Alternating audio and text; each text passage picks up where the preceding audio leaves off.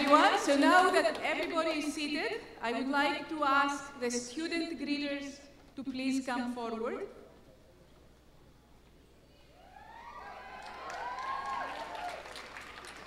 Our student greeters will welcome you to our commencement ceremony in 14 different languages.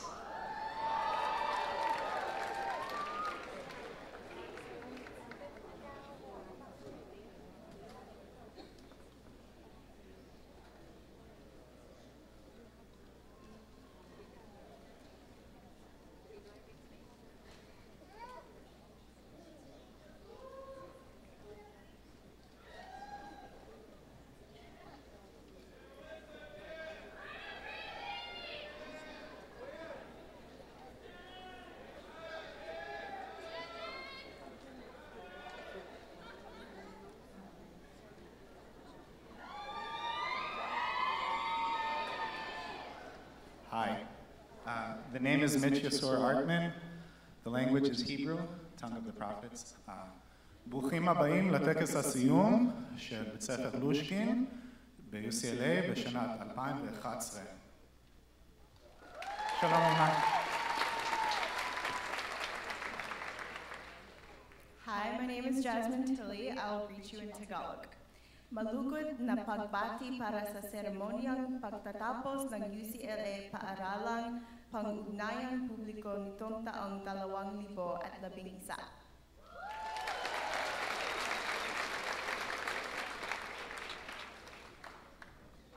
Hi everyone, my name is Marlon Graf. I'll be greeting you in German. Sehr geehrte Damen und Herren, herzlich willkommen zur Abschlussfeier der UCLA School of Public Affairs.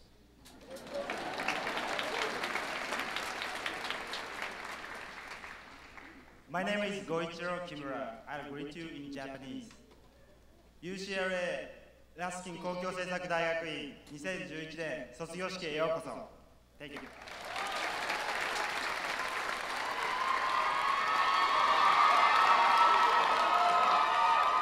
My name is Queen Nguyen. I will greet you in Vietnamese. Chào mừng quý vị đến tham dự lễ tốt nghiệp của trường Luskin School of Public Affairs tại Đại học UCLA.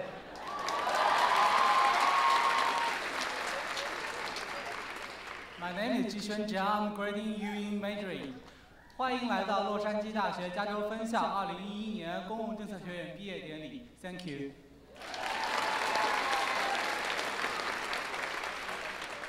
Hello, my name is Anna Corsi. I'll be greeting you in Italian. Buongiorno e benvenuti alla cerimonia di laurea della Scuola di Affari Pubblici dell'Università della California di Los Angeles del 2011. Grazie.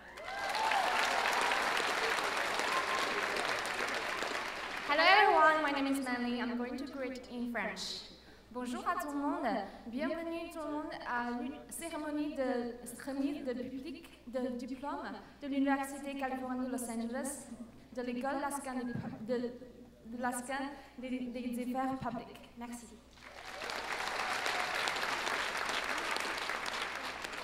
Hi, my name is Joy Kim, and I will greet you in Korean.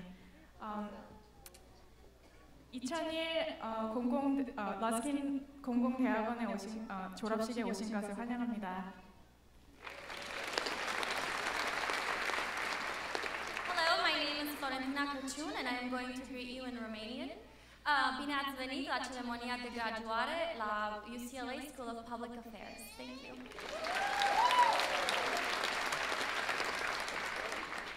Hello, my name is Kristen Huff, and I will greet you in Cebuano, language of the Philippines. Maabi-abihong pagdawat kaninyo sa tuig duha ka libo og napulo og usa commencement ceremony sa UCLA Luskin School of Public Affairs.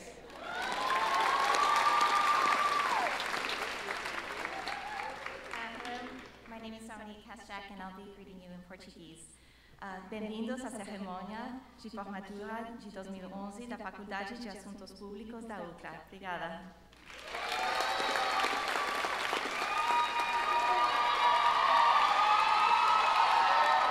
Hello, my name is Jennifer Lowe, and I will greet you in Thai. สวัสดีค่ะยินดีต้อนเข้าสู่พิธีบ มอบปริญญาปอของ UCLA ปีการศึกษา 2011 ของคณะกิจการสาธารณะ Thank you.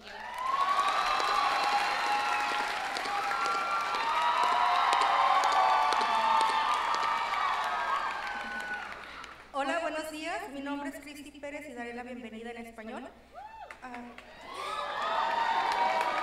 Bienvenidos a la ceremonia de graduación del 2011 de la Escuela de Intereses Públicos Luskin en la Universidad de California, Los Ángeles. Los departamentos de Póliza Pública, Planificación Urbana y Bienestar Social agradecen su presencia. Gracias. Thank you very much, student leaders. And now, ladies and gentlemen, please welcome Dean Franklin D. Gilliam, Jr.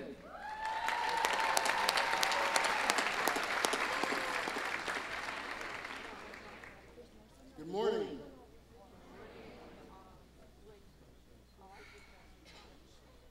Well, first off, welcome everyone. It's an important day. It is my distinct pleasure to welcome you, the very first graduating class of the UCLA Luskin School of Public Affairs.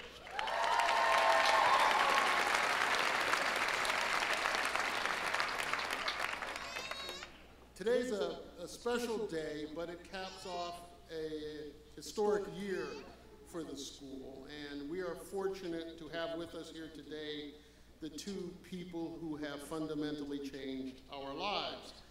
Meyer and Renee Luskin, please stand.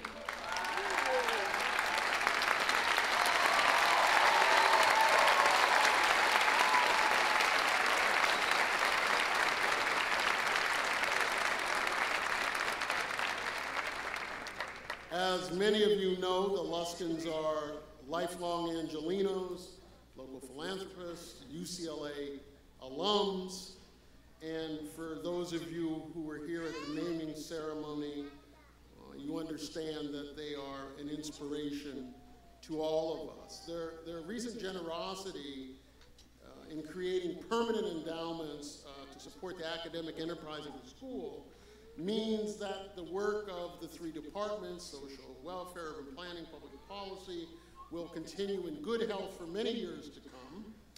And once again, please join me in thanking Meyer and Renee.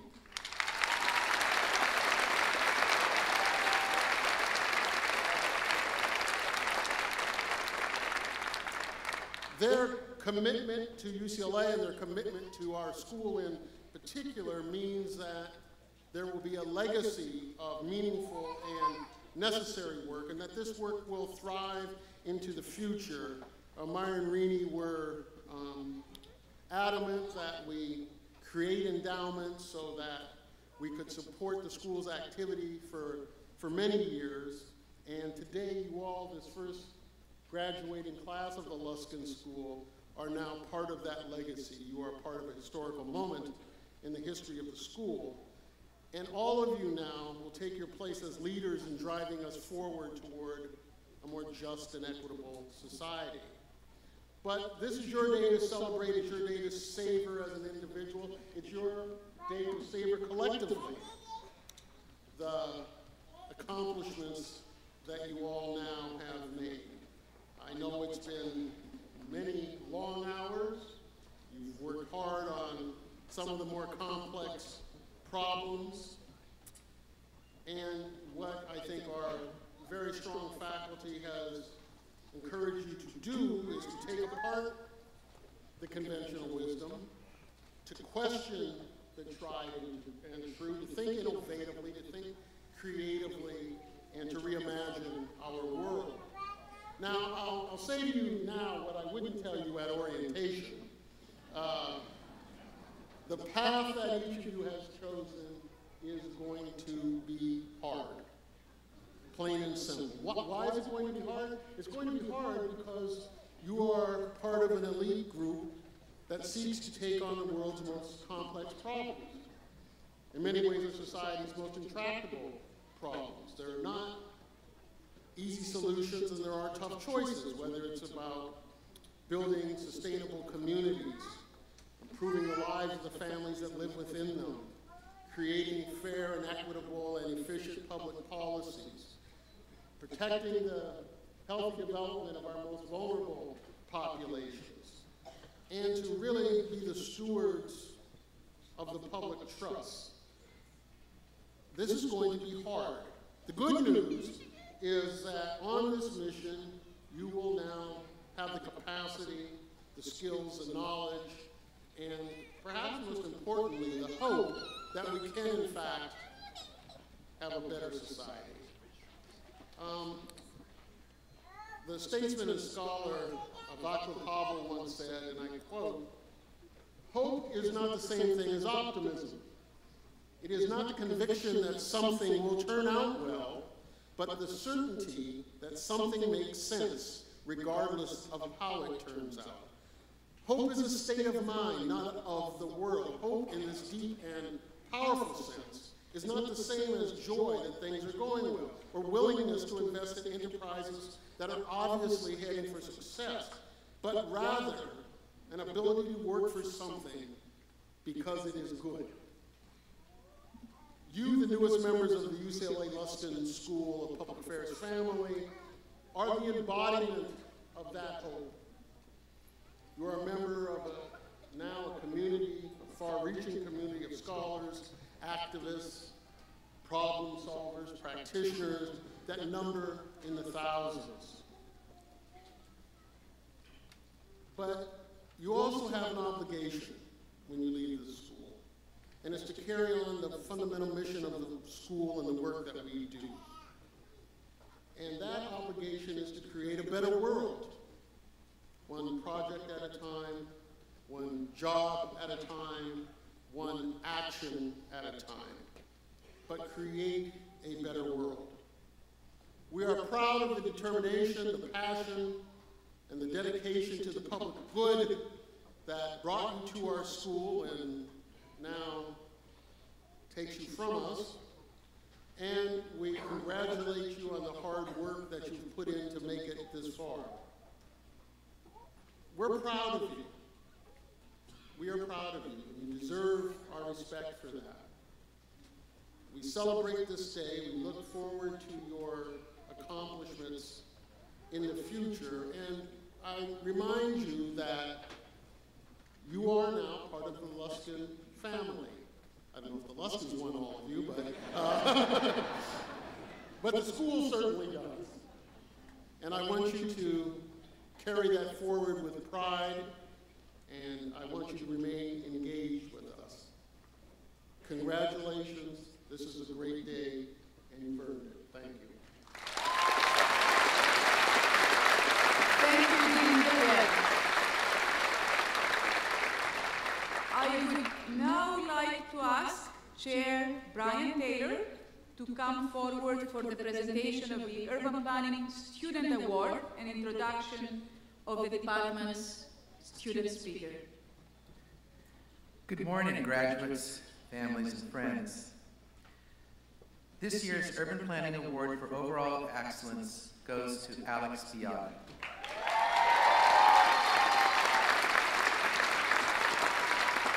Can Alex come forward, please?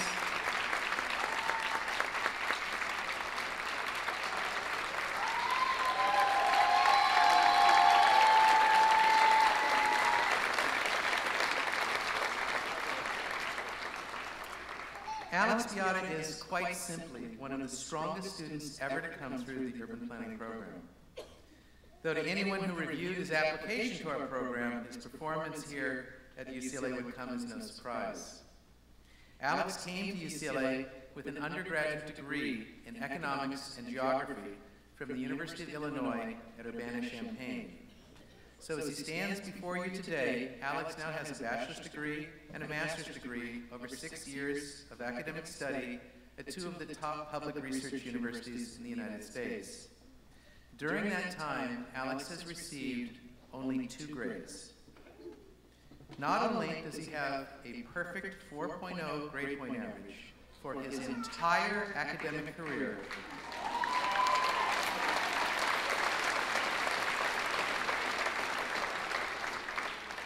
but by my count, 57% of his course grades have been A's and 43% have been A+.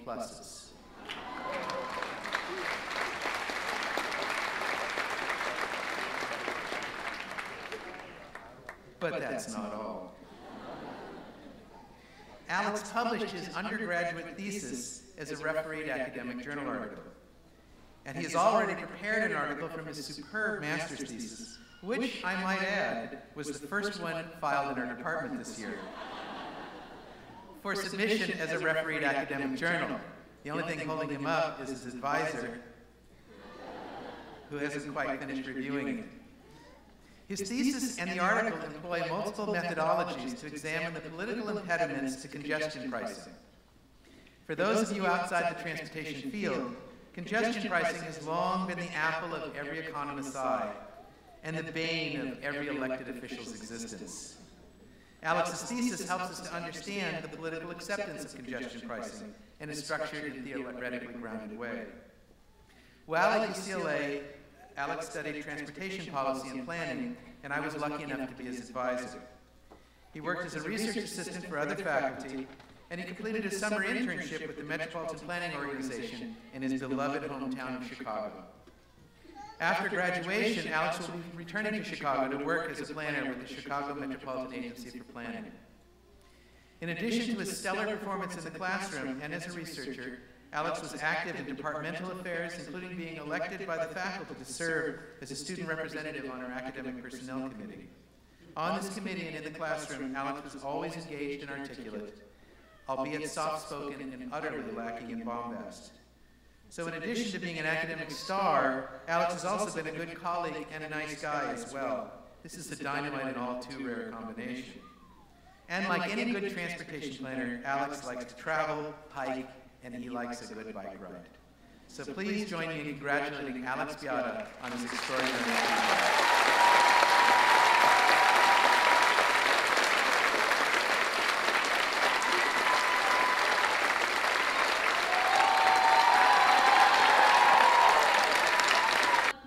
Client project is done, I think, hopefully.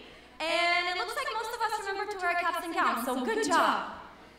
These caps and gowns also mean that we are getting ready for more deadlines for clients and ready for all of the deadlines coming up.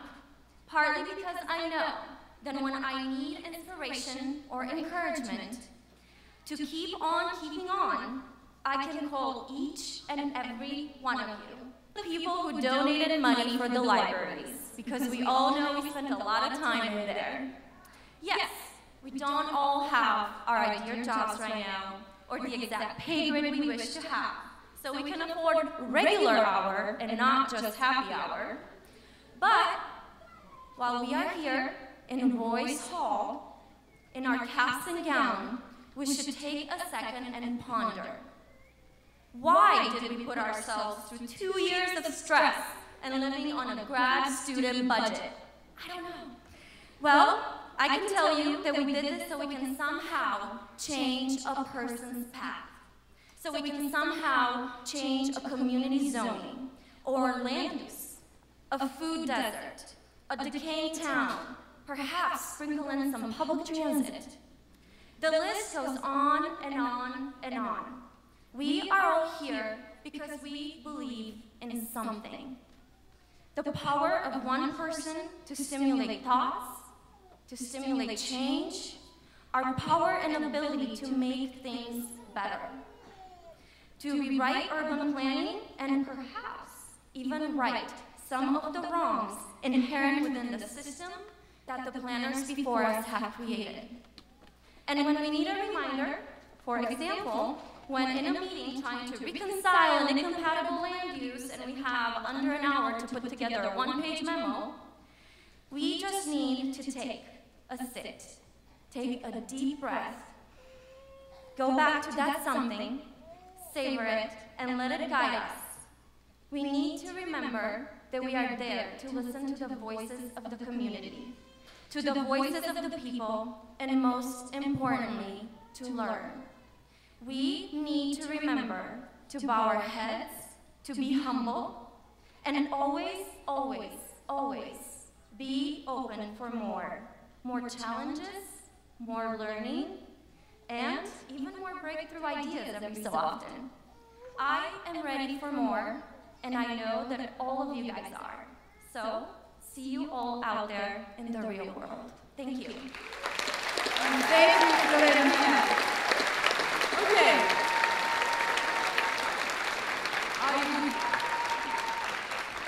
I would now like to ask Chair Michael Stoll to come forward for the presentation of the Public Policy Student Award and introduction of this department's student speaker.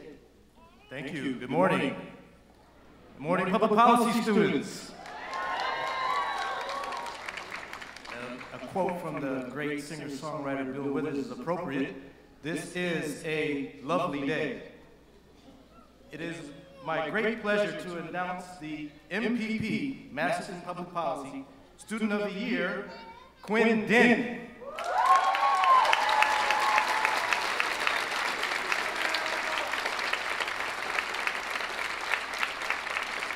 While Quinn is joining me on the podium, let me just say that there are many factors that the department considers when awarding the distinction, and Quinn excels in all of these: academics, leadership, service, and demonstrated commitment to the public good.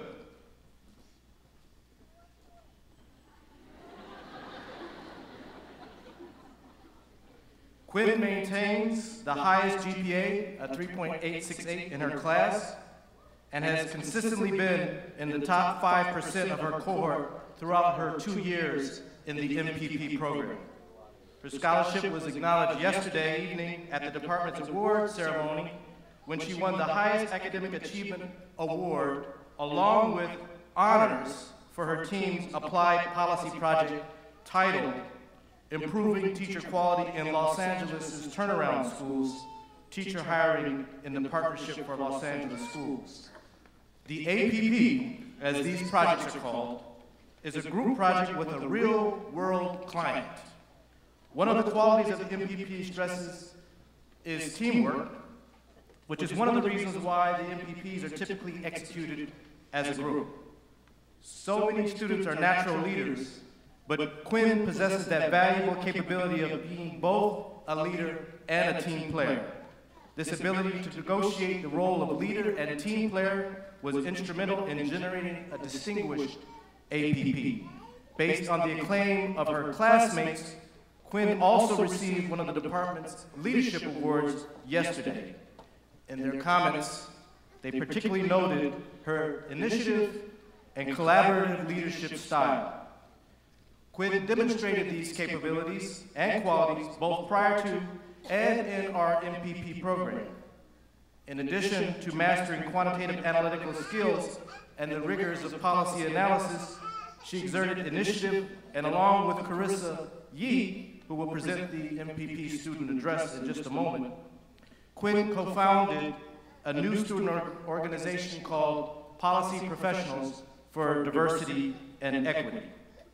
The goal of PPDE is to do outreach, advocacy, provides peer support, professional networking, and promote awareness of policy issues related to diversity, equity, and social justice at UCLA, and build bridges between campus and diverse communities in the Los Angeles region. Founding this organization not only reflects Quinn's leadership, but ultimately her values and her principles. Pursuit of social justice and equity have been the hallmarks of Quinn's academic professional life.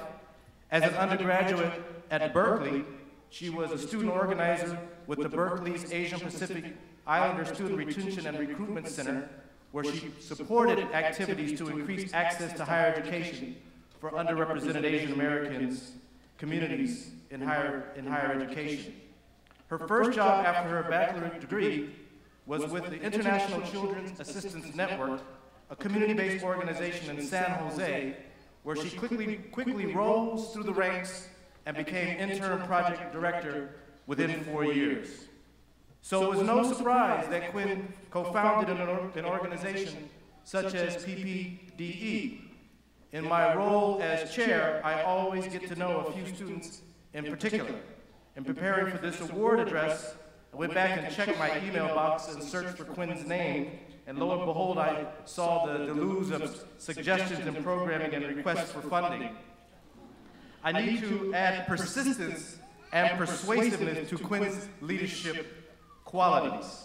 Not only was she successful in coordinating many outreach events, the quality of her proposals and outcomes were compelling enough to secure funding both from the department and from the Kellogg Foundation Social Justice Initiative at the school.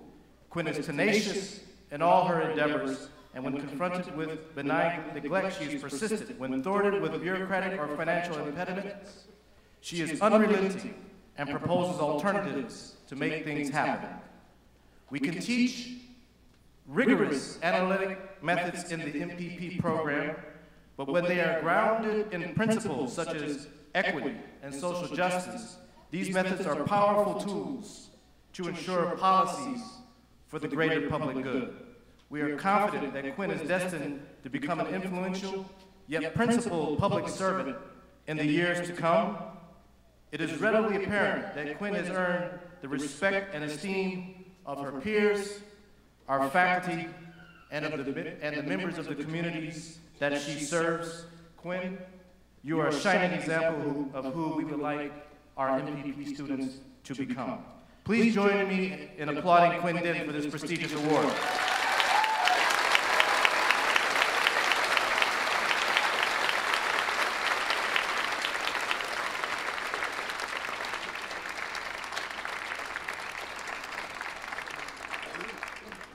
And now it is my honor to introduce and bring Carissa Yee to the podium, who will give public policy student address. Carissa Yee.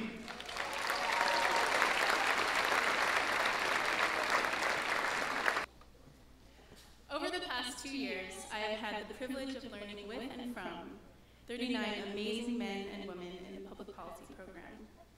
Some came from just across town, others from across the globe, from careers as varied as NASA to Wall Street to community organizations. But we all arrived at UCLA's doorstep out of a compassion for others and a commitment to the truth.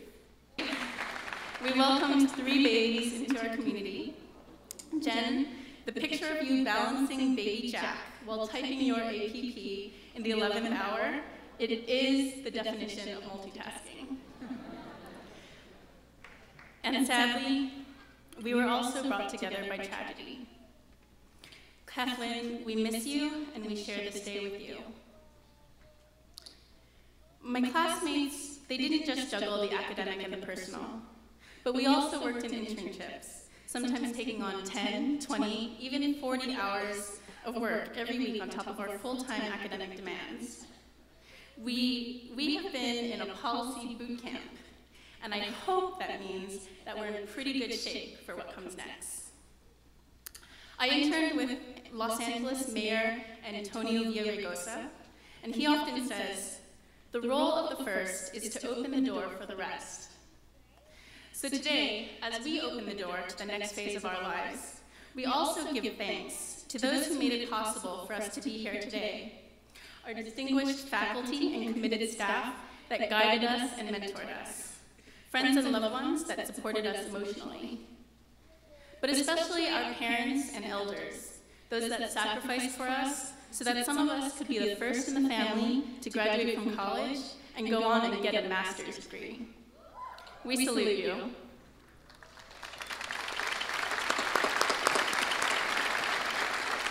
So as you get jobs, and don't worry, you will, and advance in your careers, I hope you will keep that mantra with you. Open the door for others, as those before us opened the door to you. Create opportunities for communities with less access through your policymaking and your personal mentorships when the class of 2030 comes knocking at your door. Open your mind to different perspectives and open your eyes to the people you seek to serve. As the magnitude of your impact widens, don't let a sea of numbers drown out a single human face. So as newly anointed policy analysts, today we open the door to our future. Not just our individual futures, but the vision that drew us all here to UCLA. A better future, a collective future. And tomorrow we set forth to tackle the daunting issues that threaten that future. We do so joining the ranks of over 10 years of UCLA MPP alums, but we are unique in this program's history as the first graduating class from the UCLA Meyer and Renee Luskin School of Public Affairs. So, like this new day in our school, the possibilities ahead really do push us to dream big. Congratulations to the Master of Public Policy class of 2011.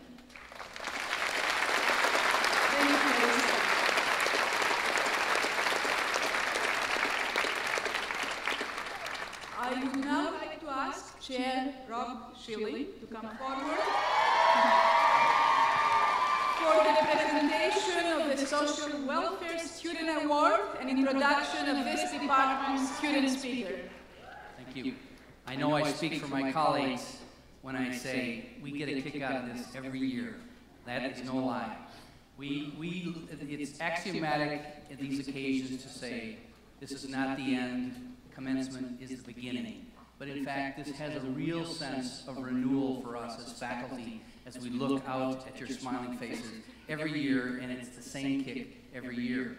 This year, it's even more special because it's the first class in the UCLA Luskin School of Public Affairs, and it's also the first social welfare graduates in the process of our reinvention, which has been going on for 3 years. We look forward to that continuing reinvention, working with you in the years ahead.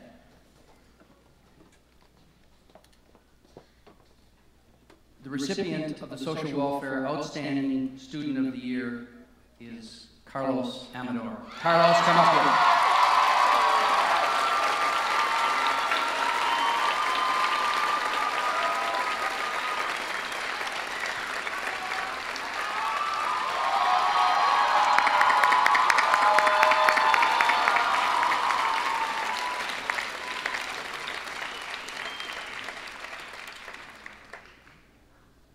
Carlos was noticed. Am I right?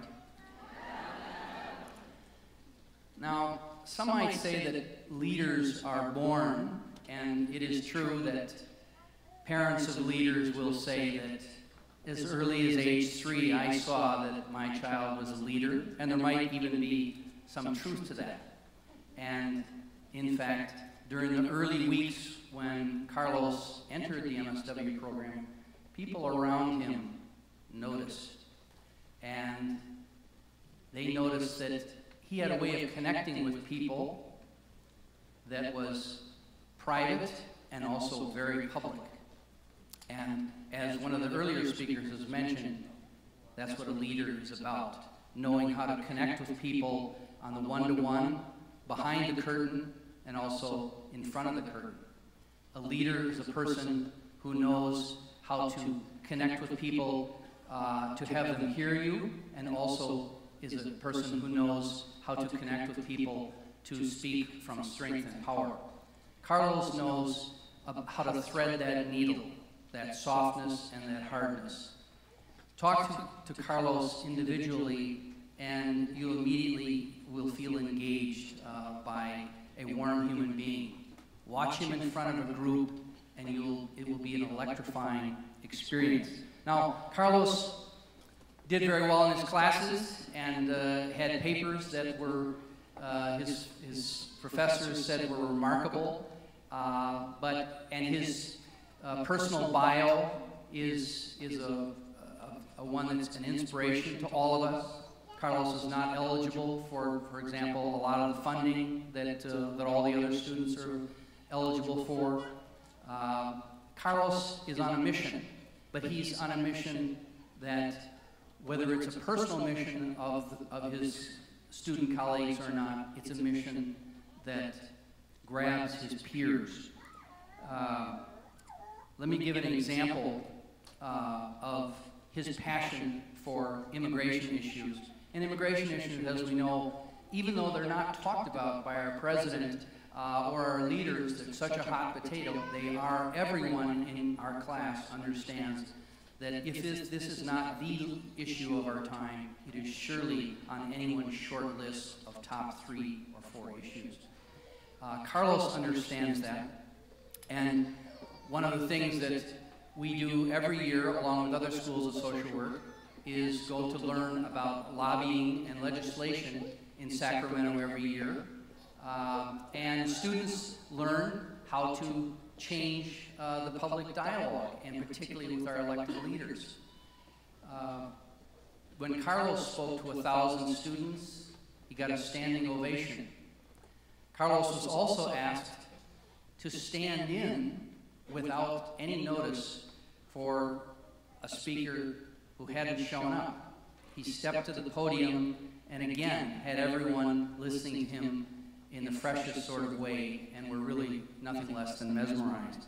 So we cannot all be leaders in the same way that Carlos is, but we all recognize that we are better off for being in the presence of a leader like this. He too recognizes that leadership has a special responsibility. It's a heady business at times, but also it is one, it's its own burden. So I think all of us will salute you, Carlos, as you go on, and we'll remember that we were with you when it all began. Congratulations, Carlos Amador.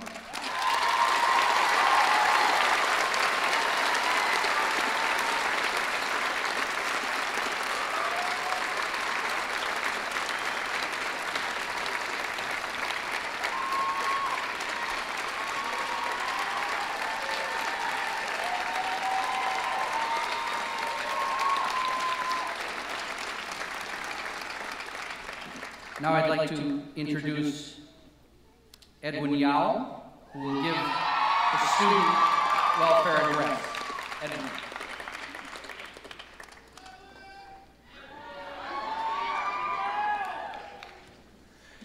Good morning, Mr. and Mrs. Luskin, Dean Gilliam, Chair Schilling, esteemed faculty and staff. Good morning, thank you for coming. And of course, our inaugural graduates of the Luskin School of Public Affairs. One word, congratulatrust. Congratulatrust, yes, I just made up a word. You see, I've been watching a lot of TV as my form of self-care. And precisely, I've been watching a lot of Glee mashups and the sitcom How I Met Your Mother. So congratulations for the achievements of the past and today. And trust in the possibility of change in times of anxiety and uncertainty that the future brings. And the time that graduation brings, what a feeling. And there are many accomplishments for us to celebrate, but before we even begin to recognize our own works, we have been taught well to thank those who have supported us. And you are our cornerstones. You are our external hard drives when our computers crash.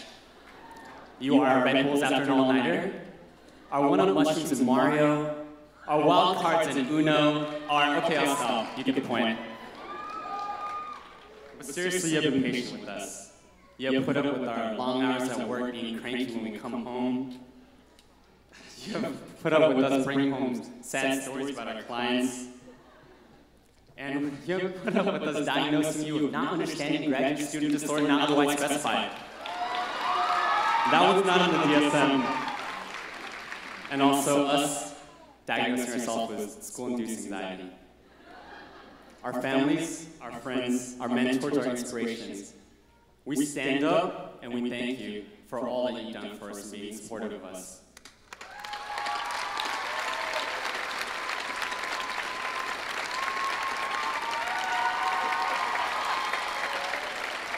And thank you for bringing us flowers. I love you, Mom. We have much to celebrate, and we've been blessed with outstanding faculty who have been supportive of us since the beginning, leading and teaching us of how to put justice into practice. And our staff administration have been exceptional, responding to our oh so many requests and just keeping us saying thank you. I am proud to be a Bruin through and through. And as the best school in Los Angeles, not only do we have the most qualified faculty, we're at the forefront of research, but apparently we have the best MSW softball team in Southern California, don't we? Because through our time here at UCLA, we have gained invaluable experience in the field and learned what true camaraderie was through our first year happy hours, through our carpool buddies, through us keeping each other up on Facebook during finals week. You know who you are, checking off that like box every single time someone diverts from studying. We even had an MSW wedding. Beyond the classroom, our talented student body has been a part of many caucus or special interest groups, bringing in speakers, putting on awareness events, bringing in sanctuaries, lobbying for bills. These caucuses show that you truly care about these issues that are relevant today, enough to push these values into action, educating your peers and impacting the campus community around you. We have also learned how to lobby for bills, reminding us the importance of advocacy and exposing us to what social welfare truly encompasses. Let's not forget the Student Alliance for uniting our class. Thank you to our leaders, Steve and Danielle. Friends, moving forward, the individuals sitting in front of you today are going to be your future leaders, advocates. They will be affecting changes in public policy, in urban planning. They'll be leading schools. They'll be leaders in mental health, policy writing, community planning, child welfare, gerontology, just to name a few. And each student sitting in front of you aspire to make a change towards social justice, towards the idea of equality and access for all, especially the neediest. Class, that's what brought you here. Wanted to make a change for some type of injustice. So let's hold on to that conviction, because frankly, it's going to be hard. It's going to be challenging. It's going to be hard when people are pessimistic around you. It's going to be hard to hear about the natural disasters such as earthquakes, tornadoes, tsunamis affecting people around us. It's going to be hard when we see inequality in action and discrimination based on someone's skin color, their age, their citizenship, their class, their religion, their sexuality, their gender. It's going to be hard when we are discouraged. And it's going to happen. And it's going to be hard if and when those ideals we have learned here today are not able to be applied due to bureaucratic restrictions. It's going to be hard when you have to end that therapeutic relationship to maintain professional boundaries with a student that has been in and out of group homes, in and out of hospitalizations, and is still at risk of danger, because that is just the nature of our work. And it will be hard when you just cry for your client. However, it is exactly during those times that we need to hold on to the personal reasons of what brought us into this profession. And for each of us, it is different. We need to remind ourselves of the strengths and continue to hope for the changes we have always dreamed of making. We have been preparing ourselves for these last 2 years, and these challenges, we have learned to trust the process. I've seen how we have supported each other, and I'm confident we have just the right amount of passion and persistence to keep us going. Let's continue to fight for social justice in every avenue, and let's hold on to that trust and hope in times of anxiety, in times that we are not in control. One of my favorite authors, Tony Campolo, he writes, social justice is nothing more than social policy put into action. So let's do precisely that. Let's bring social policy into action as we change the world. Congratulations, Trust Class of 2011. Congratulations. God bless.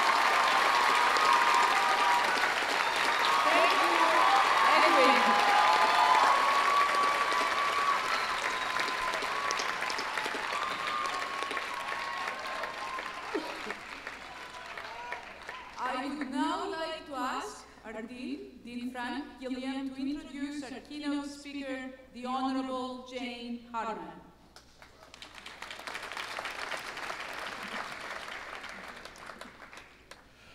Today's commencement speaker, the Honorable Jane Harman, has dedicated her life to public service. As many of you know, she represented California's 36th congressional district for more than 18 years, and just this year stepped down to lead the Woodrow Wilson International Center for Scholars. The Honorable Jane Harman is a proud product of Los Angeles public schools, went to Uni High around the corner, and later to Smith College, for all you Smithies out there, where one of her professors described her style of political activism as the punch you in the mouth, ask questions later kind of woman. I would fondly describe many of our students in this way. After graduating from Harvard Law, she worked pro bono for the Women's Legal Defense Fund. She's been committed to social issues throughout public service. She was on staff for U.S. Senator John Tunney, and later was the first woman to direct the Senate Judiciary Subcommittee on Constitutional Rights. She worked in the Carter administration as a special counsel to the Department of Defense and as a deputy secretary to the cabinet, and in 1992 she won a seat in the Congress. She served on all the major security committees, armed services. Ladies and gentlemen, please join me in welcoming the Honorable Jane Harman.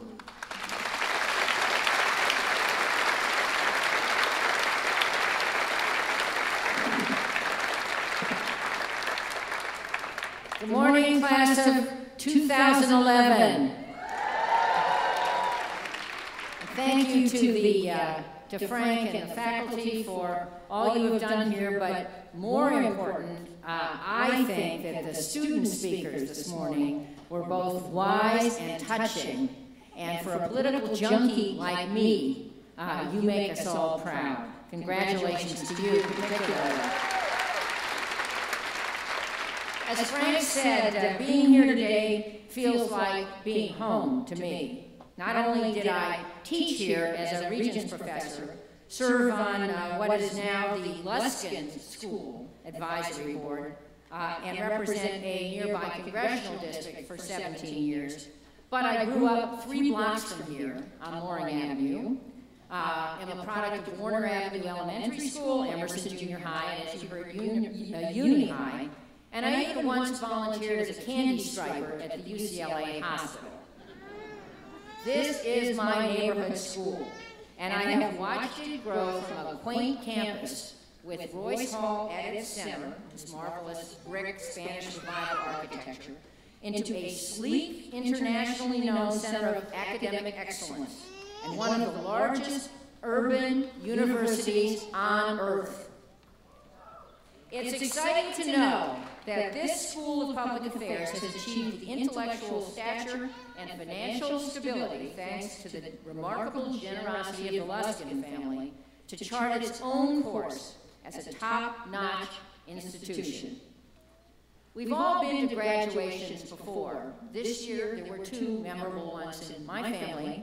5-year-old Lucy, a granddaughter, graduated from preschool, and 28-year-old Dan, a son, graduated with honors from Columbia Business School. Pretty good, huh? But the one I'm thinking about was my own graduation from Smith, where, standing as I am now, was a 6'9" man named John Kenneth Galbraith. His robe looked more like a cape and went down to his waist. Well, you've got someone 17 inches shorter, but I think my robe fits me just fine. And today, I want to talk about my message, which is that dreams don't just come true. They must be pursued. And to you, Frank, when you said you didn't tell folks when they came here, but you're telling them now that life going forward will be hard, I agree, but if you dream big enough, you will supervene, and you will achieve those big dreams. My twin passions are public service and policymaking, and serving in Congress was a job I had dreamed of since, as a Uni High School sophomore, I attended the Democratic Convention at the brand new LA Sports Arena, where I met Eleanor Roosevelt and witnessed the nomination of John Kennedy for president. I'm from an immigrant family. My medical doctor father was a refugee from Nazi Germany, and my freelance writer mother, the daughter of Russian immigrants, both of them the first in their families to attend college. And when I went to that sports arena, that experience crystallized for me the view that politics was the highest of callings. I got active after that in my high school Young Democrats and became president. Interestingly, my counterpart here at UCLA at that time was a student named Howard Berman. Howard Berman now serves in Congress and is the senior Democrat on the House Foreign Affairs Committee, if you did not know that. I headed after uni to Smith College, one of what was then called the Seven Sister Ivy League schools, since women were not admitted then to Harvard, Princeton, Yale, and so forth. Smith offered a nurturing environment in which I began to develop confidence as a leader, and the theme of leadership has been part of all the talks you've heard this morning. While there, I ran the Young Democrats and organized an event for Hubert Humphrey when he was the Democratic candidate for vice president in 1964. Smith also gave me the tools to think critically and reach higher. Back in the dark ages of the late 60s, I had to take the law boards at all-male Amherst College because Smith College didn't offer them. But I felt well prepared for my Harvard Law School interview and was accepted. At Harvard, I pursued my political interests and marveled at being one of only 30 women in a class of 550. How times have changed. My life after law school has not always come up roses, but there has been a clear trajectory, and I have never stopped reaching. I was 47 when I ran and was elected to Congress, my first elected office since I ran for junior high school treasurer and lost. It was 1992, the political year of the woman, that also saw Barbara Boxer and Dianne Feinstein elected to the U.S. Senate. Few thought I could win in a so-called Republican-leaning district, but I won the Democratic primary easily, and my break came when Maureen Reagan, the late daughter of former President Ronald Reagan, lost the Republican primary. She was pro-choice, and her moderate Republican backers threw their support to me. They formed the nucleus of Republicans for Harman, a key to my bipartisan victories then and thereafter. It wasn't until my third term in Congress that I received over 50% of the vote. And I was beginning to relax about my vulnerability when, at the last moment, Dianne Feinstein dropped out of the 1998 race for governor of California. She and I are great friends, and our voting records are similar, progressive on social issues, moderate on economic and security issues, and a large group surrounding her turned to me. Would I run? Only someone like me, they argued, could defeat the very conservative Republican candidate, then Attorney General, and now Congressman Dan Lundgren. Well, it was pretty heady stuff. I learned then something you need to remember, you junkies who will in the future run for political office, that political advisors and pollsters will always tell you you can win. So I believed them, and I decided to run, and in doing so, had to relinquish my House seat. What followed was an out-of-body experience. I needed to win a three-way primary in 12 weeks, but was virtually unknown outside of Southern California. So my team cut a few introductory bio TV spots, and I leapfrogged to the head of the pack. Then, one of my primary opponents unleashed a withering $42 million attack campaign against me only. $42 million spent over 8 weeks. That's a lot on TV.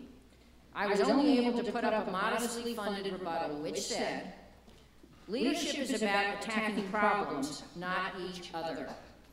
By the way, I still believe that and only wish more of my former congressional colleagues did. In the end, it was dubbed a murder-suicide. I was murdered, and the other fellow's negative campaign killed him. The third candidate in the primary, Gray Davis, won, and he went on to become governor. But there's an irony. By being out of Congress, I had the chance to become Regents Professor at UCLA and to refine my views on public policy. I was appointed to the National Commission on Terrorism, a position I used to gain expertise on the terror threat and other challenges to U.S. security. Our commission was one of 3 that predicted a major attack on U.S. soil. On September 10th, 2001, I had lunch with the chairman of our commission, and we bemoaned the fact that our report, on which we had testified before Congress, was not getting much attention. 24 hours later, on 9/11/2001, you know what happened. The House Democratic leadership persuaded me to run against the Republican who had been elected to my vacated seat, and I won another landslide victory, 48-47. I was promised that my seniority would be restored, which is how I became the top Democrat on the House Intelligence Committee and later chair of the Homeland Security Intelligence Subcommittee. In those posts, I traveled to garden spots in the world that are now getting significant attention. They included Libya, Syria, Lebanon, Pakistan, Afghanistan, Iraq, Yemen, and North Korea. And together with Chairman Pete Hoekstra and Senators Susan Collins and Joe Lieberman, we authored the Intelligence Reform Act that became law in 2004. That bipartisan legislation refashioned the intelligence community's 1947 business model to create a joint command among America's 16 intelligence agencies. It was one of my proudest legislative achievements, and the experience forged one of my strongest friendships in Washington or anywhere with Maine Republican Senator Susan Collins. Susan and I called ourselves the Bipartisan Bicameral Sister Act. By collaborating across parties and across the Capitol and by sharing the credit, let me mention that again, sharing the credit, we showed that big issues can be addressed and good policy can be developed by the United States Congress. Sadly, that experience is rare and 7 years later, almost non-existent. Now I'm applying those lessons that I learned in California and Capitol Hill to my new role as the first Director, President, and CEO of the Woodrow Wilson International Center for Scholars, who happens to be a woman. It is a huge, thank you, my sister. It is a huge honor to succeed my former colleague and 9/11 Commission co-chair Lee Hamilton, who served in the position I now hold for 12 years. As a living memorial to America's first internationalist president, I see the Wilson Center as safe political space to have the big conversations that Congress no longer, sadly, seems capable of having.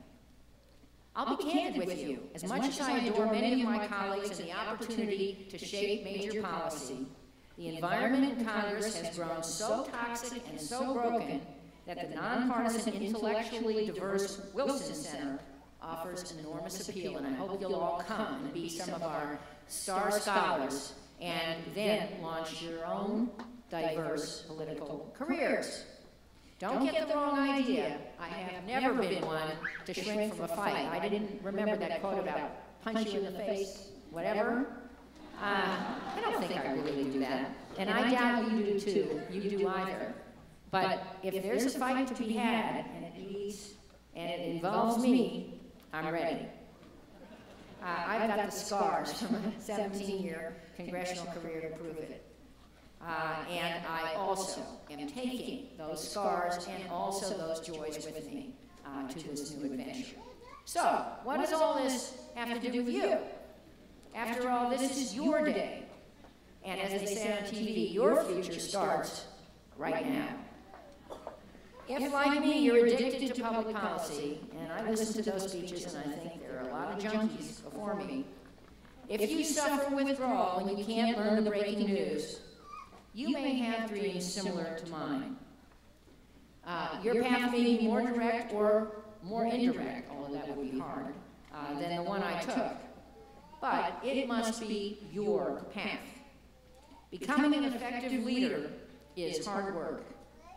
It starts when you're ready, and it ends when you're ready. Just what does it take? The term is barely defined in the New Oxford American Dictionary. The first definition that I saw was, a leader causes a person or animal to go with one holding them by the hand, a halter, a rope, etc. Yeah, it's not exactly the first thing that leads to my mind when considering leadership. I think leadership is difficult to describe or quantify, or certainly to teach. Actually, if leadership is done well, people being led aren't necessarily aware that it's happening. Instead of feeling pulled or tugged, they feel inclined to follow a compelling vision or message. Being a leader requires a number of things that many of you already know, including the instinct to move people, a vision of where you want to take them, a plan to get them there, and the self-confidence to get started. None of this is easy. So how should you get started? Well, today would be a good time. You're graduating from a top-tier graduate school and look great in your caps and gowns. Some of your families have spent a fortune on you and are here to cheer you on, and some of you have worked part-time or full jobs and taken out huge loans to get to this day. Right? Perhaps you'll return home or travel the world or wonder of wonders, actually start a job. How many of you have jobs? Wow, okay. Congratulations on that. How will any of these paths develop and hone your leadership skills? I doubt you completed your degree here without having at least a partial answer to that question. And even if your answer is incomplete, realize that you are bringing enormous capabilities with you. A well-developed brain, a work ethic, even if you get things done on deadline, curiosity, and maybe, I would say, hopefully, a sense of obligation to serve our country and or those less fortunate. All of these attributes contribute to leadership ability. So here's what I have learned so far. So far, I am not quitting the policy game for a long, long time. These are Jane's lessons.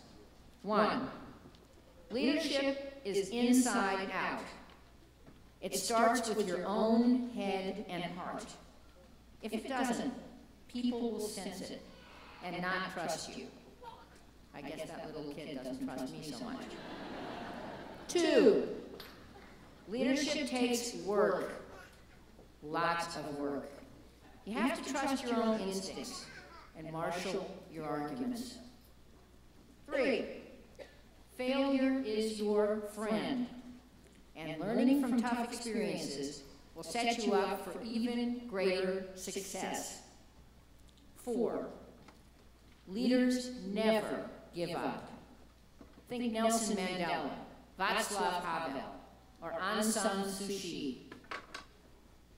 5, leadership is lonely, especially for women. You have to assume you won't please everyone, and some people will become your enemy. Sadly, and I've learned this, women don't always support each other. 6, the mountain is steepest at the top. The higher you rise, the less oxygen there is. It takes enormous fortitude to keep climbing. 7, when you succeed as a leader, and you will, your most important obligation is to mentor and help those who come after you. I hope I'm doing a little bit of this today. And finally, 8, never forget that leaders live real lives. Some of you are already married. I heard there were just some new marriages while you're here, and have families. Others will soon start your own families, but all of you have families. They need you too. My own wonderful family, in addition to my 2 new graduates, or including my 2 new graduates. It consists of 4 children, 4 stepchildren, and 11 grandchildren, the youngest of whom is a month old. Alas, my beloved husband, Sidney, died in April at the young age, no kidding, of 92. I like to say his age was inverted, he was really 29. An entrepreneur, author, professor, government official, arts patron, magazine owner, father, grandfather, and accomplished amateur magician. His life spanned most of the 20th century and the first decade of this one. Sidney never stopped questioning the status quo and had some rather pithy things to say about leadership. Try this. I am my own invention. You will not be able to invent yourself until you know what you believe in. So, class of 2011, look inside yourselves. Find your passion, dream big, and pursue your dreams, and never, ever quit. I'm so proud of you.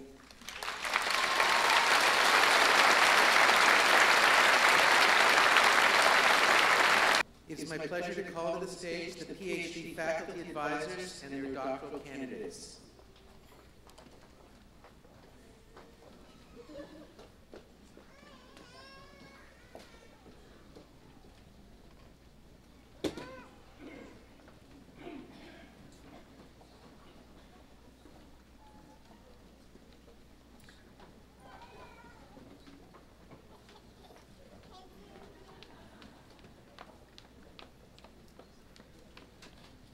Maybe I should say that again.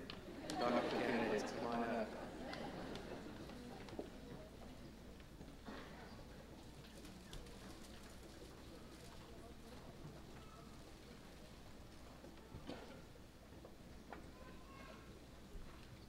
Dr. Victor Santiago Pineda's dissertation, The Capability Model of Disability, is based on fieldwork conducted in Dubai with the support of a Fulbright Hayes Fellowship.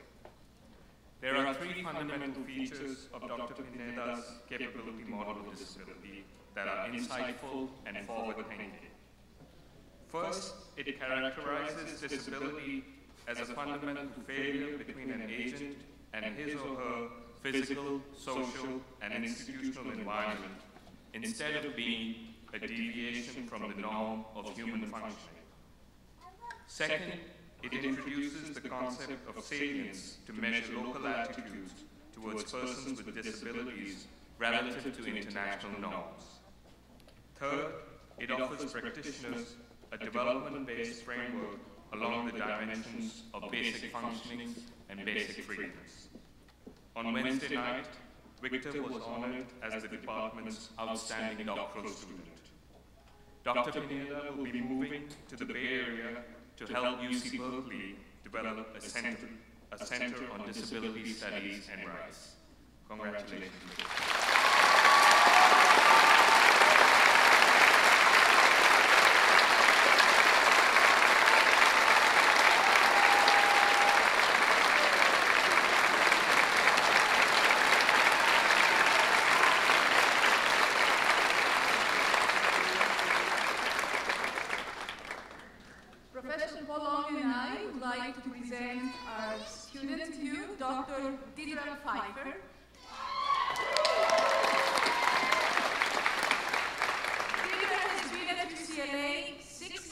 Completing 2 graduate degrees, a master's in urban planning and a PhD in urban planning, and receiving every possible award that she could receive.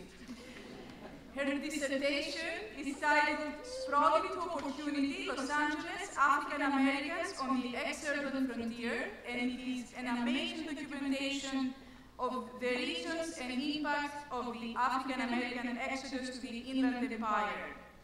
Deidre had a number of very interesting job prospects, and she chose to join the faculty of Arizona State University as an assistant professor of urban planning. Congratulations.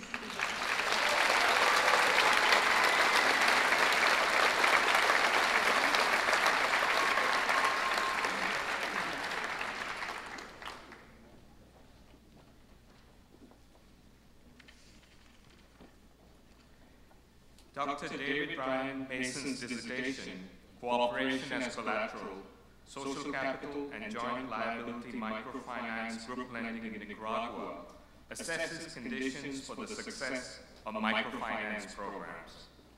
In his second year at UCLA, David received a competitive FINCA fellowship to conduct household surveys of microfinance group loan clients in Nicaragua.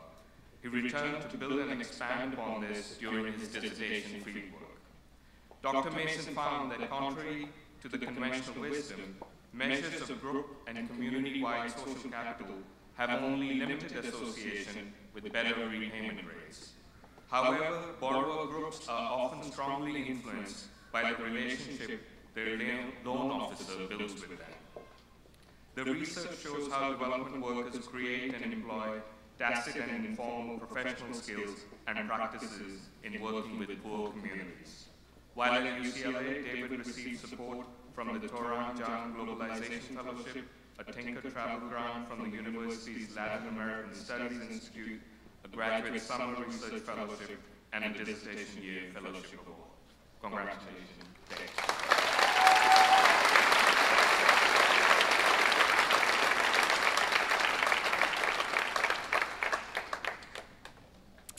Good morning. I'm Lois Takahashi with the Department of Urban Planning, and I have the great pleasure of presenting two PhD recipients this year.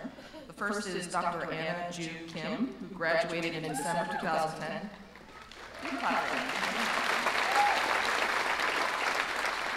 Her dissertation was called, or is called, Immigrant Crossings and Interactive Labor Markets, the Story of Work in Koreatown, Los Angeles. Tackled a very important and understudied issue of Latino and Korean workers who navigate between informal and formal work.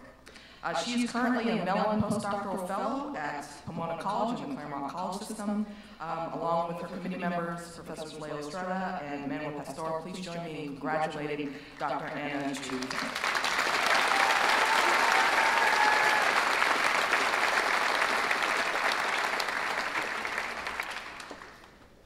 I also have the great pleasure of introducing you to today Dr. Beth Chio Tamayose.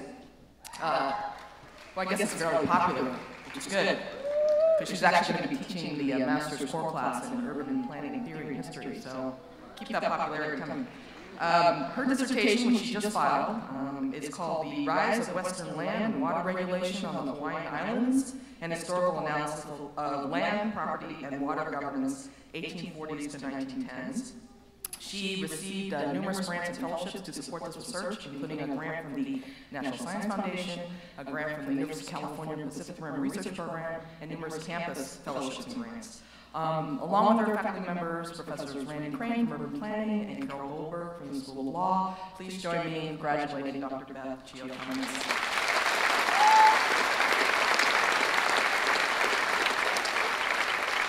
Now, Chair Rob Shilley will present the social welfare doctoral candidates. It's my pleasure to call to the stage the PhD faculty advisors and their doctoral candidates.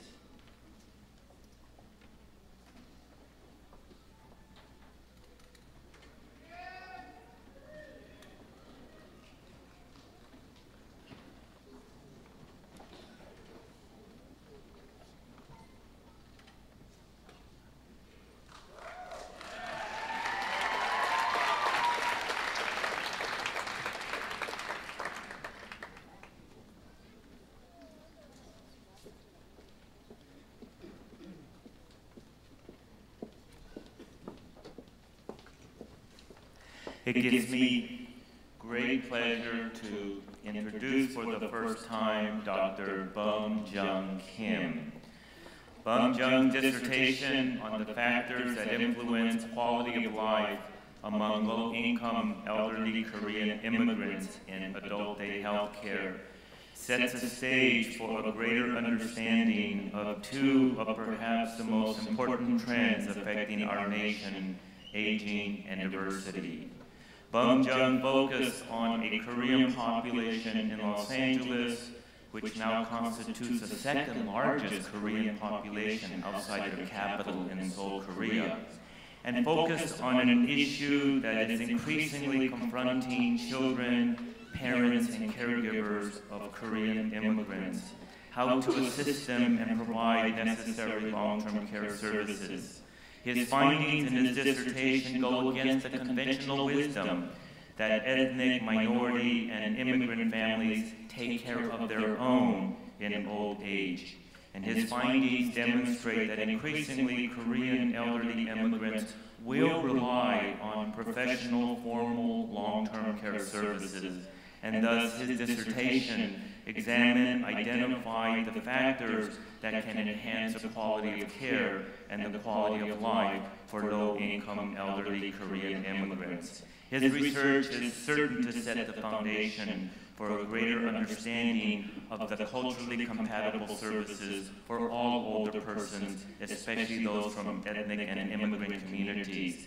I want to thank his dissertation committee members, Professor Ted Benjamin, Haley Moon, and Steve Wallace, for participating in this endeavor. And I want to commend you, Bum Jung.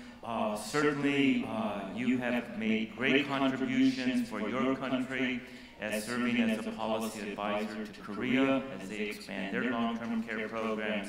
You've been active in leadership at UCLA as the vice president of the Korean Student Association. You've been prolific in your research with the co-edited book, several peer-reviewed articles, and various publications. But perhaps your greatest accomplishment next to your PhD is marrying a wonderful and talented physician from Korea and giving our country and your country a beautiful child. Congratulations. Bum Jung Kim will assume a position as Assistant Professor of Social Work at the University of Hawaii. Congratulations, Bum Jung. Aloha.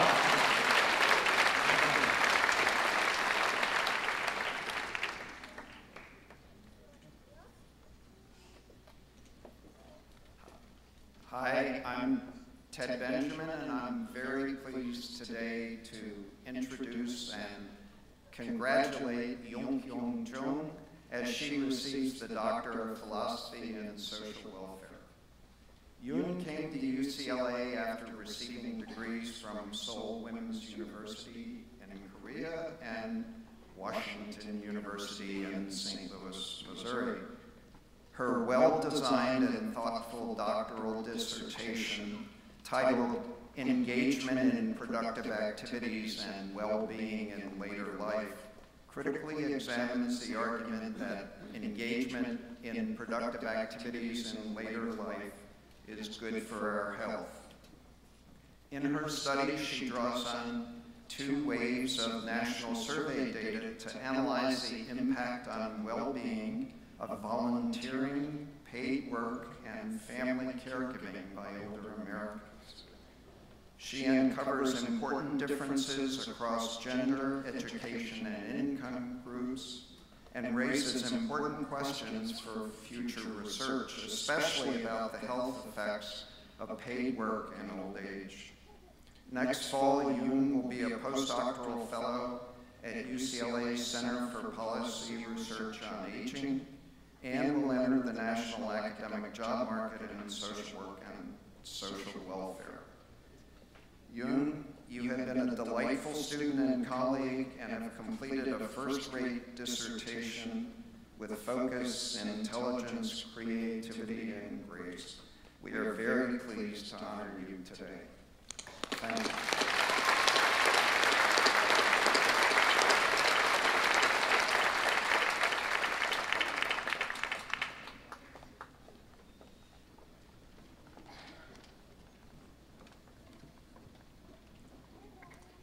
I'm here to praise the accomplishments of Marcus Lamb, who is completing his PhD in social welfare. I co-chair his PhD committee with Helmut Anheier, who is unable to attend today. The other members of this committee are Professors Zeke Hassenfeld and Todd Frank. Marcus' thesis is a comparative analysis of the organizational effectiveness of Los Angeles County nonprofit, for-profit, and public providers in the HIV testing and counseling field. Marcus has found, for example, that nonprofit outpatient clinics conduct more HIV tests among high-risk groups than for-profit outpatient clinics and hospitals. When you consider the enormous importance of HIV testing in the U.S., where since 1981, about 600,000 persons have died from AIDS, over 1.1 million were living with HIV/AIDS as of December 31st, 2008, and about 1 out of 5 of persons infected currently with HIV, the HIV virus, are unaware that they carry the virus. It is clear, especially in a fiscally strapped economy, policymakers need this kind of information in order to better utilize our resources and help the persons most in need. I am pleased to report that Marcus has accepted the position as Assistant Professor of Social Work at Columbia University, where I anticipate he will begin a very successful academic and public service career. Please join me in a salute to Marcus Lang.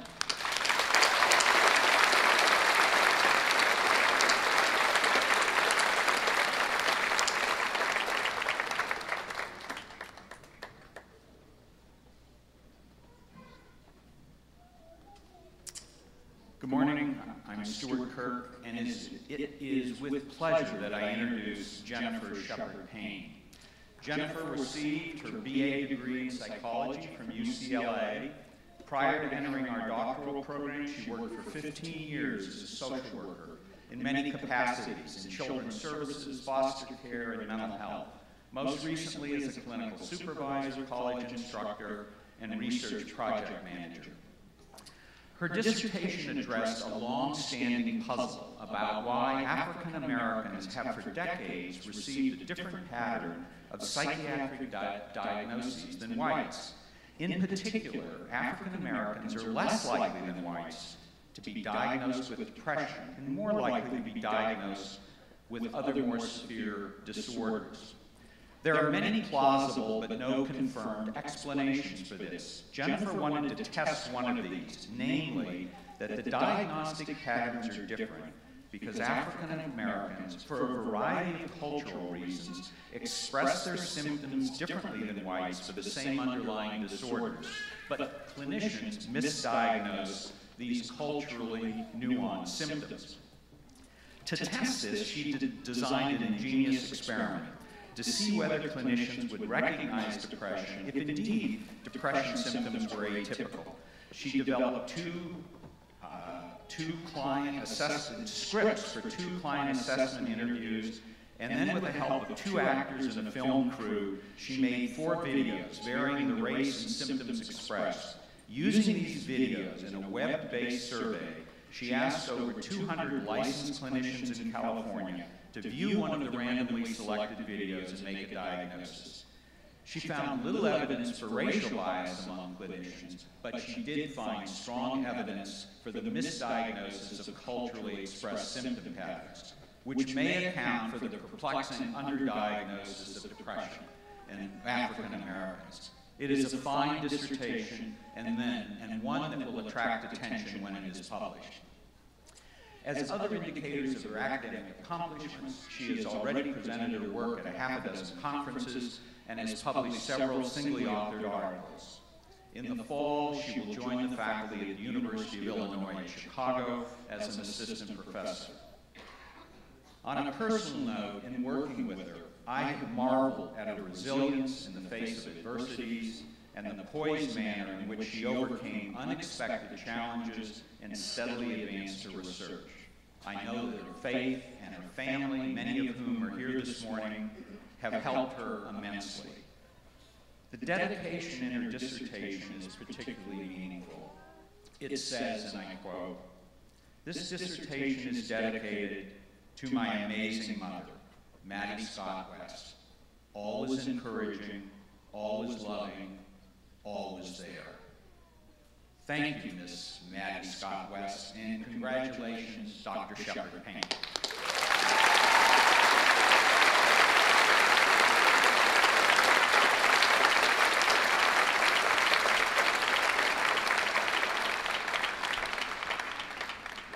Good morning and congratulations. I'm Todd Franke, and I would like you to meet Dr. Susan Schneider.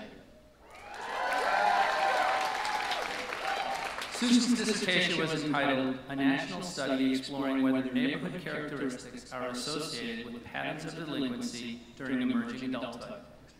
Emerging adulthood is defined as that period for 18 to 24. In the general population, they are about 9.9%. In the incarcerated population, they're 14.7%, representing about 185,000 individuals that cost approximately $12.5 million a day while they're incarcerated. Susan used data from a national survey of approximately 11,000 emerging adults. In it, she examined factors unique to the individuals, to their peers, to their families, to school, and to the neighborhood. Ultimately, what she found was that when looking at all the other factors, neighborhood had very little to do with changes in delinquency behavior. Susan will be an assistant professor at North Carolina Chapel Hill next fall. Apparently, there's a basketball theme in her past and future. Please welcome Dr. Susan Schneider.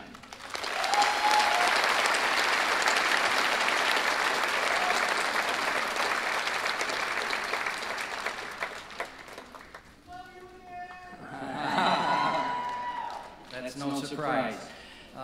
Let me acknowledge two other members of the committee, Ted Benjamin and Lene Living-Storm.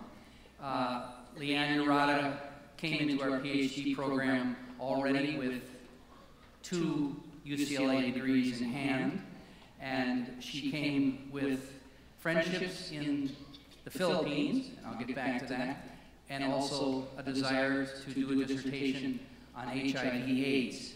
I might mention that UCLA is one of 2 institutions that claim to have seen the first individuals with HIV. In the case of UCLA, a young doctor at our hospital.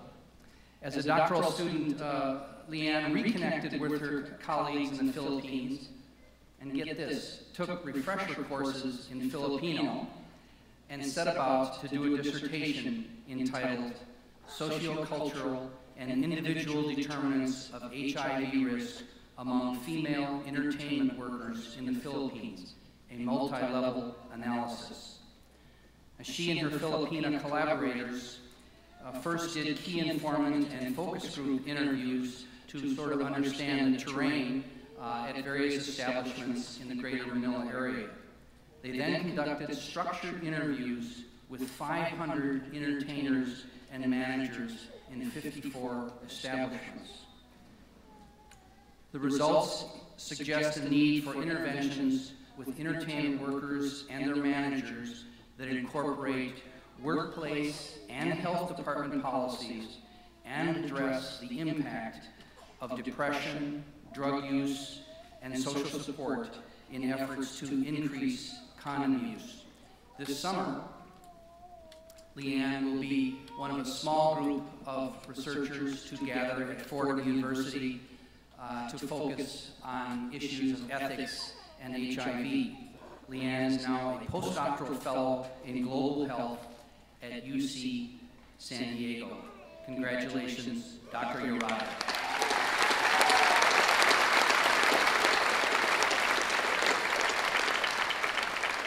And now, the moment that some of you are waiting for, we are going to present the candidates for the Master of Arts in Urban Planning. Professors Brian Taylor and Jess Wolf will present the candidates, and Dean Gillian will confer the degrees.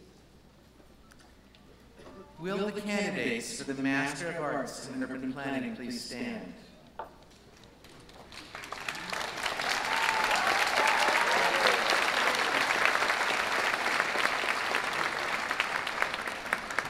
Dean Gillian, I present to you the very last, and perhaps the best, class of candidates for the Master of Arts in Urban Planning at UCLA. I should note we've changed our degree name, that's what we're continuing. By the power vested in me by the Regents of the University of California, I bestow upon you the degree of Master of Arts in Urban Planning and all rights and privileges thereof.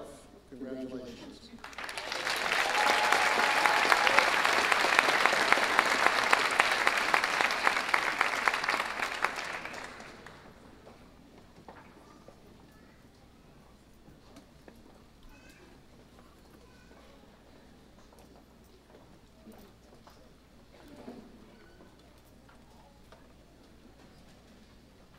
Michael Lewis Clark.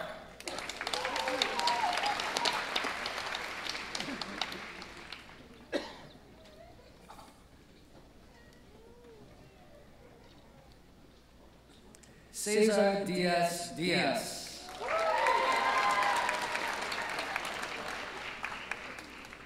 Shel Ma Ji-young Jun. Rye Douglas Berg. Stephen Andrew Sampson. Alexander Robert Pudlin. Alexander Joseph Beata. Alexandra Renee Kunsthaus. Rodney Alexander Rixey.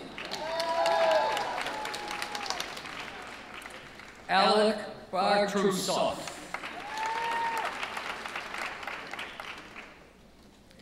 Alexander Lynn Oster. Paul Alexander Dunugas III. Daniel Baker Caraselli. Stephanie Lane. Dominique Marie Kashak Castillo. Florentina Crushing. David Joseph Dixon.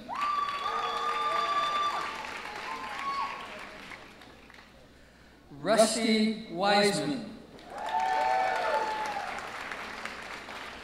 Luis Mayo Limon.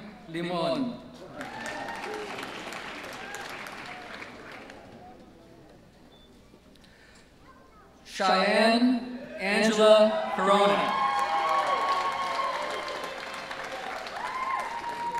Edgar Mauricio Beltran. Gregory Scott Pierce.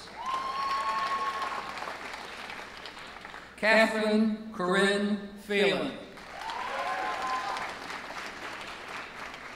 Jean Alice Yang.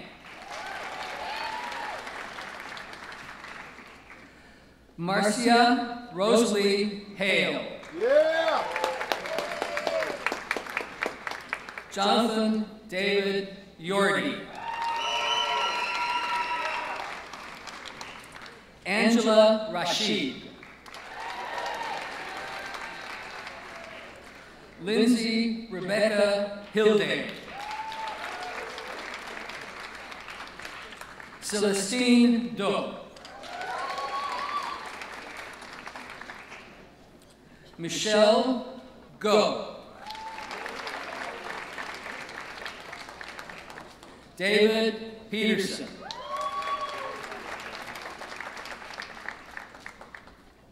Michael Christopher Houston. Garrett Ballard Rosa. Michael Yale Wolf. Shannon Christine Ryan. Madeline Wirtz Rosen. Roy Peter Saman. Nicholas J.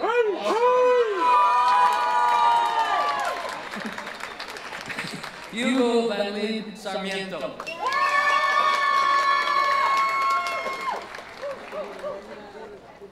Mabel Lubano.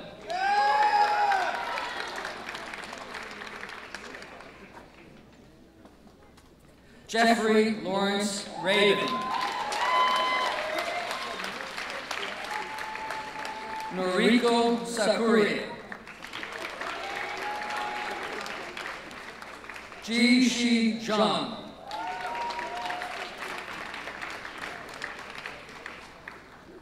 Yoonbi Joy Kim. Tia Francis Coons. Diana Christina Denham. Kristen Noel Huff. Clarissa Kabunshu Gung. Sarah Wynne Eve Sang. Kevin Andrew Okobillo. Daniel Paredes.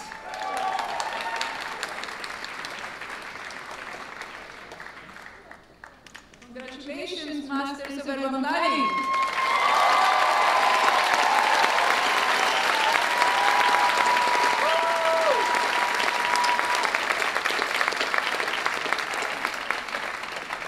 We will now present the candidates for the Masters of Public Policy, and Professors Michael Stoll and Andy Sabo will present the candidates. Dean Gilliam will confer the degrees.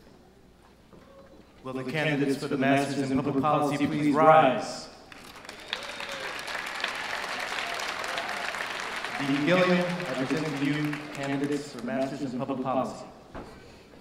By the power vested in me by the Regents of the University of California, I bestow upon you the degree of Master of Public Policy in all rights and privileges thereof.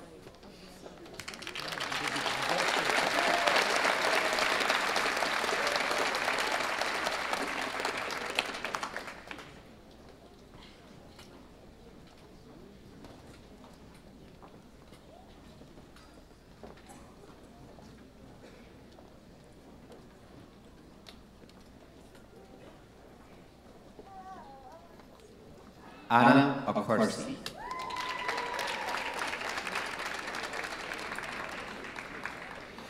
Lucila Kapuro. Manning Zhang. Hirake Nose.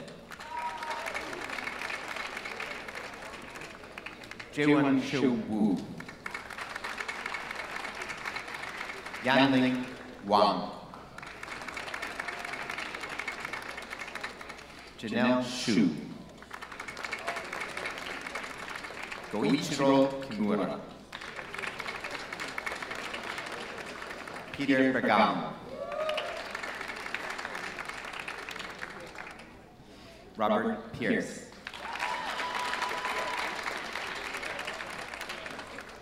Nicholas Varo Jean Bertagnan. Christopher Moulton. Jeremy Ziskin. Lucy Martikian. Marlon Graff. Stephanie Lisette Cabanillo. Chanel LaJoy Wheeler. Christopher M. Odell. Junbai Su.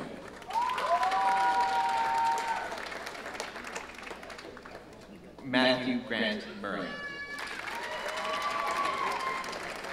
Alyssa Barrett. Carol Franson Underwood. Jasmine A. Tilley. Roman Lopez. Jennifer Elizabeth Tolentino. Elaine Sanchez. Kauhu Berg-Hee. Erin Nelson. Jackie Hunt. Jennifer Yuan Ken. Carissa Yee.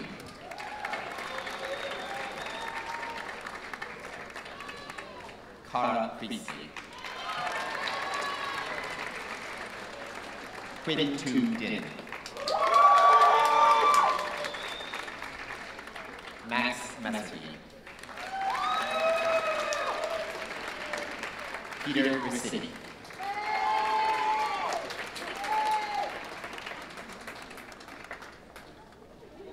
Congratulations, Masters of Public Policy.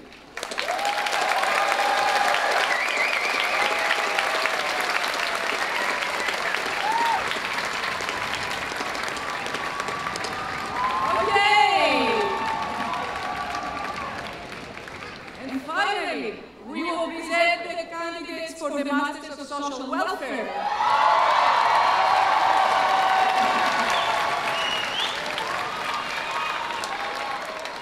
Professors Rob Schilling, Michelle Johnson, and Joy Crampton will present the candidates, and Dean Gilbert will confer the degrees.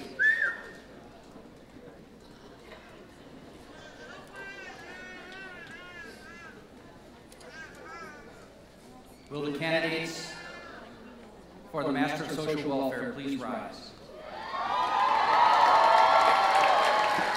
Dean Gilliam, I present to you the candidates for the Master of Social Welfare. By the power vested in me by the Regents of the University of California, I bestow upon you the degree of Master of Social Welfare and all rights and privileges thereof.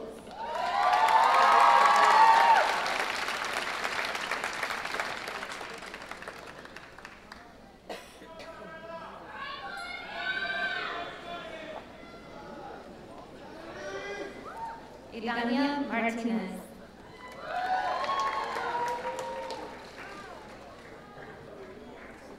Lisa Marie Pulsifer.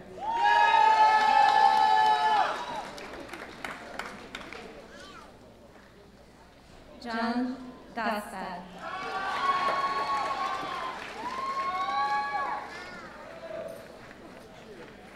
Mark Richard Epting.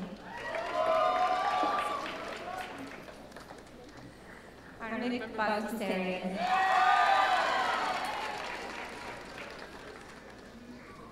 Alexandra Book.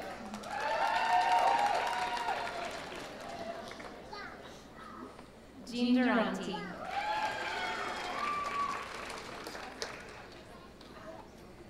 Cassie Young.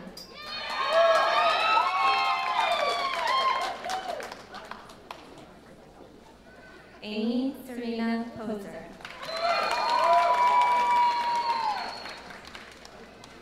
Renee Michelle Ortiz. Whitney Holmes.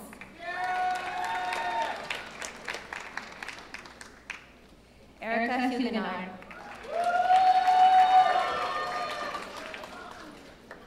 Jenny Sarah Harrison.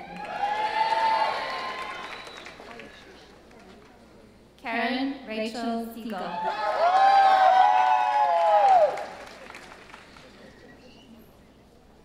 Mariana Badra.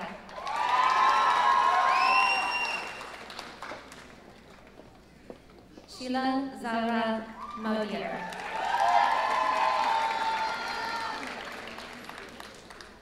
Jamie Erin Briskin. Amy Linnea Smith.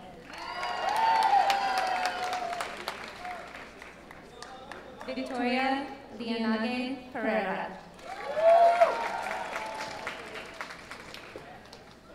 Sandra Jolene Hui.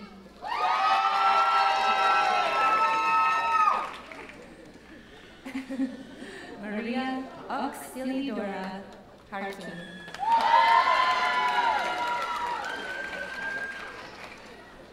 Diva Sanchez.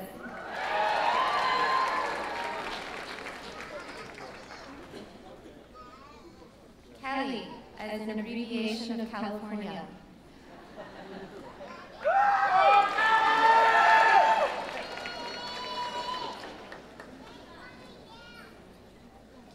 Gianina Marie Carlos Verasego.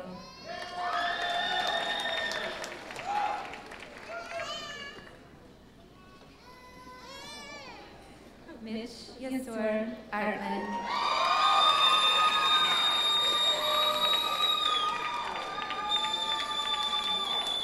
Karen Garcia Kine.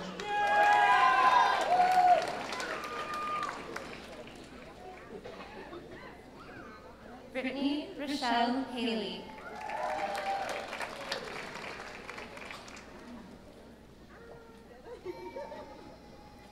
Layla Kiyosaki.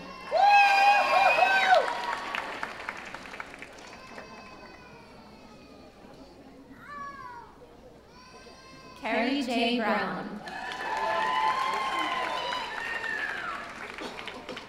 Christina Tan.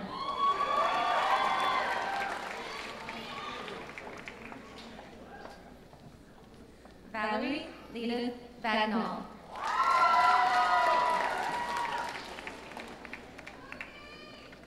Kui Inwen.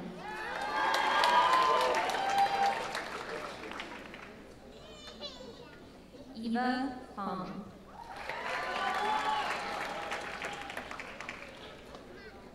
Jeannie Tweet Win.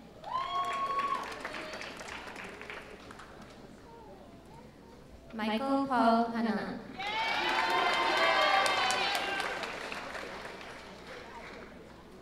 Cynthia Patino.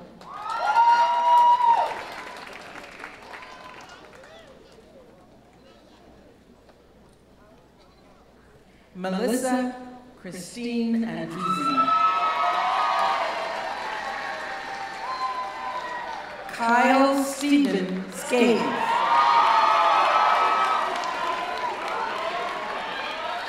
Edwin Yao. Carlos Alfonso Amador. Lara. Bridget Wheeler Amador.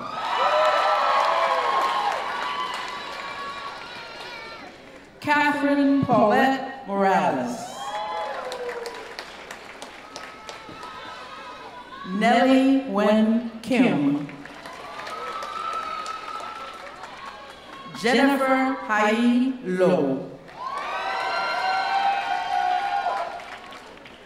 Susanna Rose Curry. Mariana Cervantes.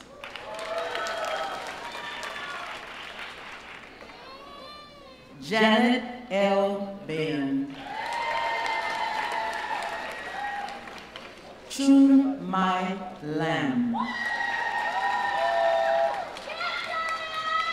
Heather Marie Hamilton. Stephanie Elizabeth Flournoy.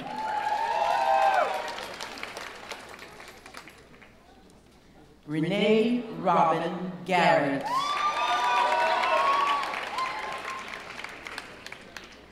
Rachel Elizabeth Woodhull. Erica J. Crawl.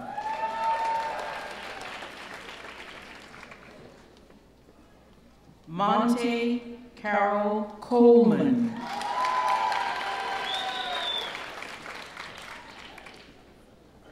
Nicole Elizabeth Garcia Elkin.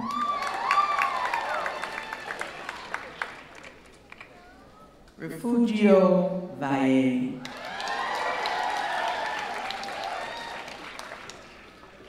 Susana Ochoa Sanchez.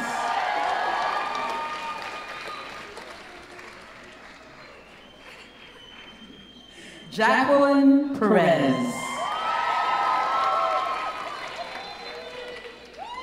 Jessica Edith Avila Tovar. Malina Traverso.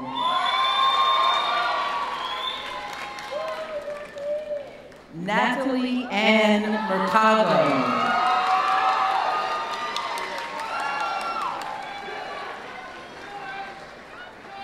Christy M. Perez.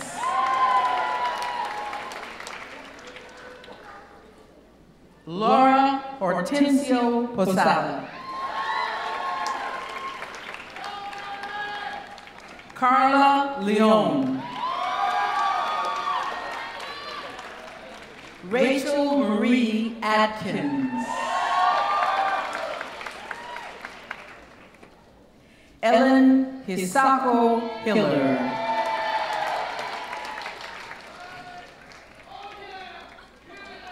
Felicia Grace Platt. Danielle Yvette Rivera.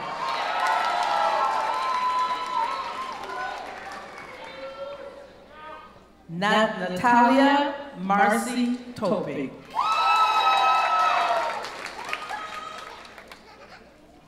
Kimberly Tran.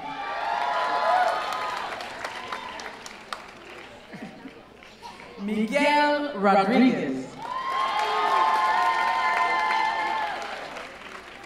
Serena No. Luke Adler.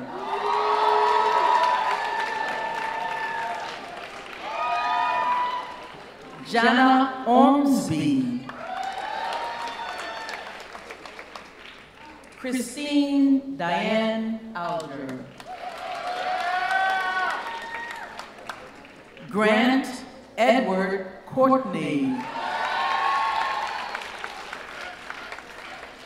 Crystal Ann Thomas.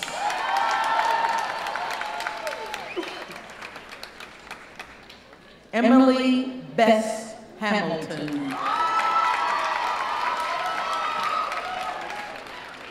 Janet Molina. Christina Marie Pinal. Cindy Janina Espinoza.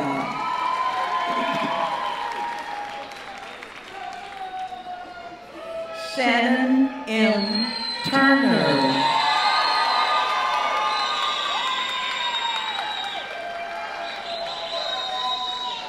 Benjamin Johnson.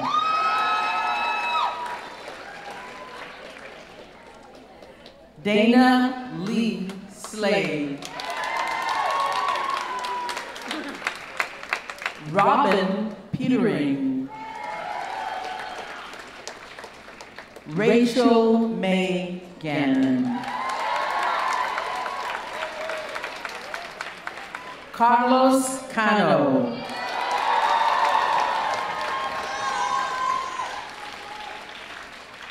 Kimberly Dawn Rutledge.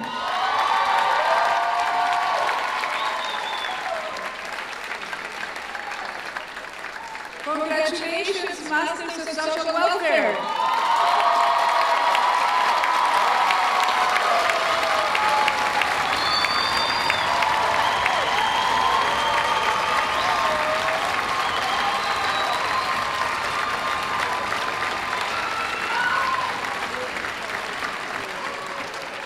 And now, Dean Gilliam will offer the concluding remarks. This now concludes the commencement ceremonies for the Luskin School of Public Affairs graduating class of 2011. Please give them a round of applause. Please give them a round of applause.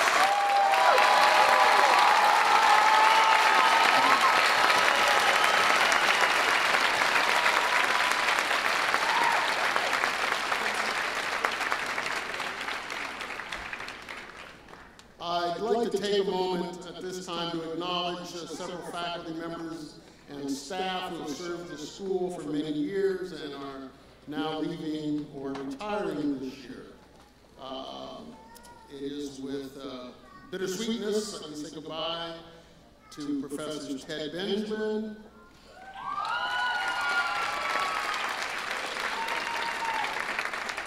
Carol Bender, Michelle Johnson,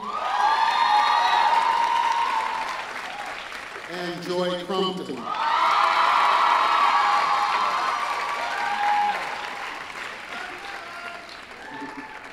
Thank all of you for your many years of fine and excellent service. We'd like to thank Ken Roars, who's retiring. Ken has ably managed the Department of Public Policy since its inception and also was a staff member in social welfare. In conclusion, I'd like to thank all of you for coming, family, friends, and others. It's always, as I think Professor Schilling said, I think his words were, it gives us a kick, but it is always a delightful day with all of you here. I want to give special thanks to the university organist, Professor Christoph Bull,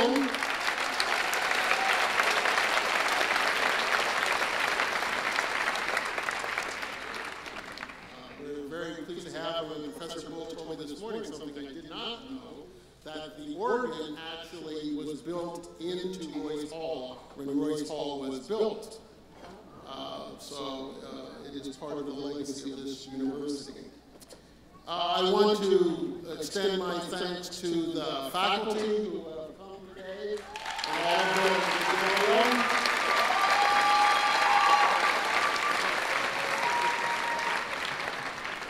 who and to the staff that has made this wonderful event possible, especially our Commander-in-Chief, VC Powell.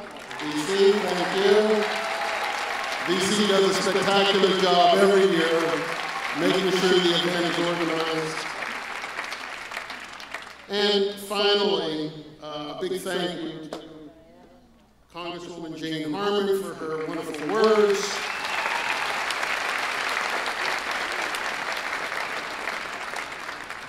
Her remarks about leadership, I thought, were particularly insightful. Many of you are going on to be leaders in your respective professions, and I think you should carry those words forward with you. And thank you, of course, to Myra and Renee Luskin. We're thrilled to have you here today.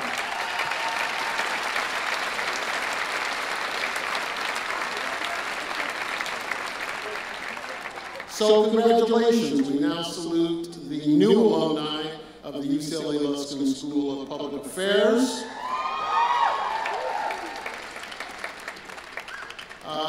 We ask that the families and friends of the graduates please remain seated until the class has recessed from this hall.